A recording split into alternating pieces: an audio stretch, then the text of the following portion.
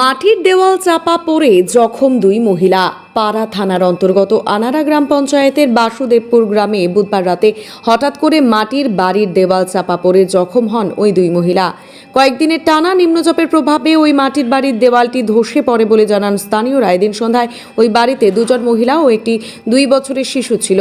হঠাৎ করে ওই মাটির দেওয়ালটি ধসে পড়ে যায়। ঘটনায় অঞ্জলি বাগদি নামের এক মহিলা গুরুতর জখম হন।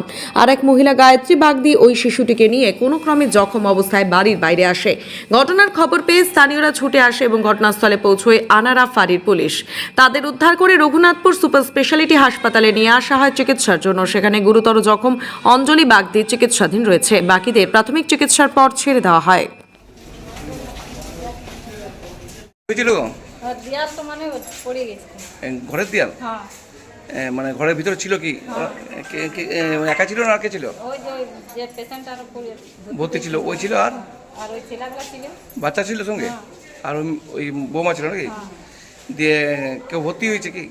কজন ভর্তি হয়েছে? দুজন, মানে ছেলে তো মায়ের কাছে আছে, বউটাকে ভর্তি করেছে। আর এই বাচ্চা এই ওনার মুখে লেগেছে নাকি? লেগেছে, হাতে পায়ে একটু ছিল। আপনাদের বাড়ি কোথায়? আনাড়া। আনাড়া গ্রামের নাম? বাসুদেবপুর। বাসুদেবপুর। দিয়ে ওখানে কেউ গিয়েছিল আপনাদেরকে দেখতে? কেউ? হ্যাঁ, গোটা পাড়ার লোককে ডেকেছি তো সবাই এসে। সবাই এসছে? এখন মোটামুটি ভালো আছে তো? এখন পেশেন্টের কি নাম পেশেন্টের?